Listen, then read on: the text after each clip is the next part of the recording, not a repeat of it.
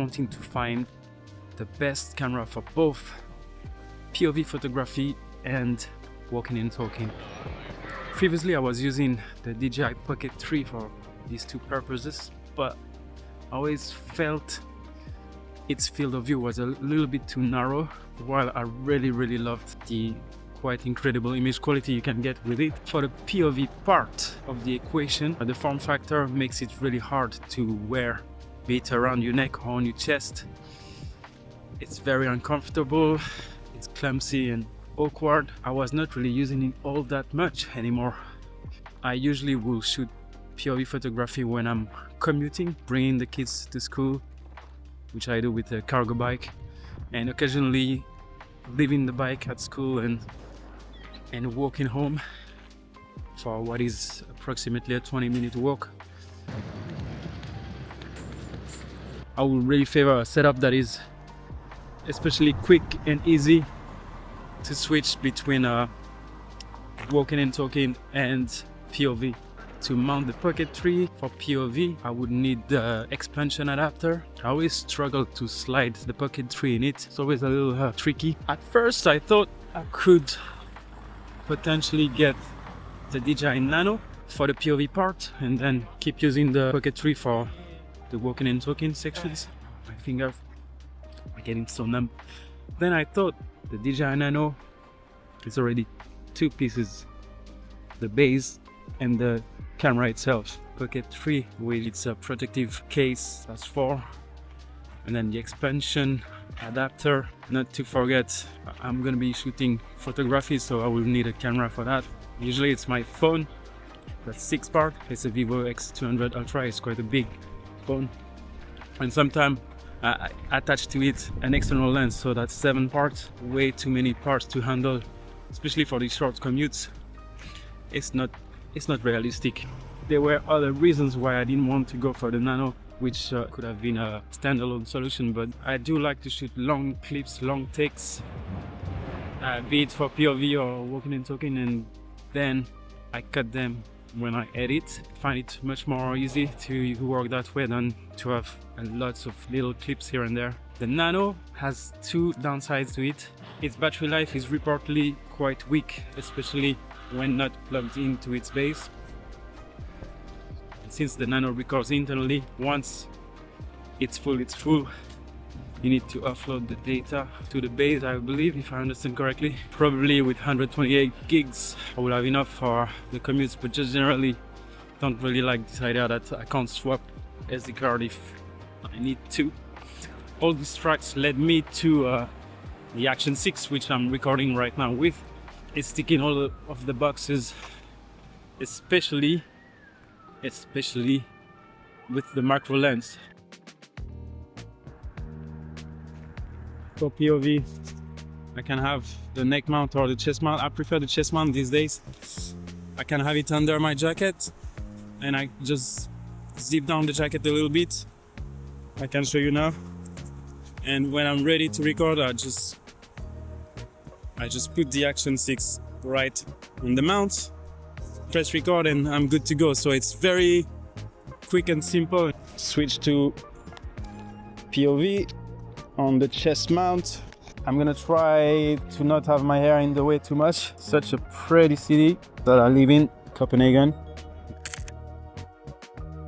I suppose that the screen is stack sharp and the background is ever so slightly, it's more like a soft focus than an out of focus. If I was not shooting photos, I will set the focus to mountain so that the background is stack sharp like this. But I do like to have a tiny bit of subject isolation, so in this case the subject is the phone screen. So that's why I do it that way.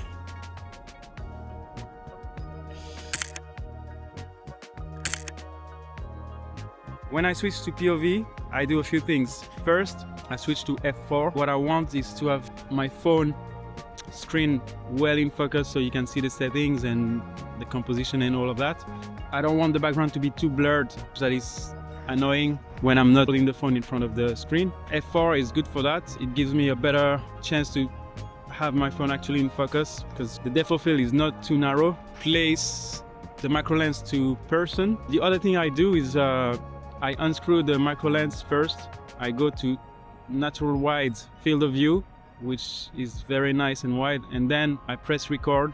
Then I screw again the macro lens. So it's a little trick to unlock all of these extra fields of view that you don't have when you use the macro lens. For some reasons, DJI decided that the macro lens should only be using the D-warp or the wide field of view. I hope they will change this in a future firmware update, so if enough of us mention it, they may just do. You can see that the field of view is wider than it was before, and I also do it when I do my walking and talking, except in low light conditions, because when you do that, you lose your f2. You have a minimum of f2.6 in terms of aperture. So in low light conditions, I would rather have a bit more light and a slightly narrower field of view.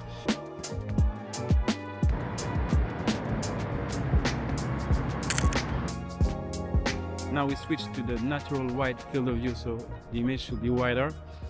We are at f2.6, which is the brightest we can go with the natural wide. A nice wide field of view. The fact that now with the macro lens installed, you can get a little bit of subject separation. It's bringing you closer to Pocket 3 territory in terms of perceived image quality. Having a slight blurred background is a small detail, but for some of us, it makes all the difference. Now that I have this with an action camera, I basically no longer really need the Pocket 3, because that was the biggest selling point for me for the Pocket 3, was to be able to do those walking and talking vlogs with a nice blurry background, nice perceived image quality that feels like it's coming from a big camera. I do feel that we 3/4 there with the action camera, but then we have all the other advantages like a wider field of view, easier to use form factor, it's not fragile, you can shove it in your pocket, maybe not with the macro lens though, but you know, all the advantages of an action camera. I will really not need to have both the Pocket 3 and the Action 6. Actually, I used the DJI Care Refresh because it had a little cosmetic damage, so I used the Care Refresh. I got a new one and I sold it for a good amount because it's still a very popular camera. From there, I had enough money to buy the Action 6 and the macro lens. It was a good trade-in kind of situation if you want.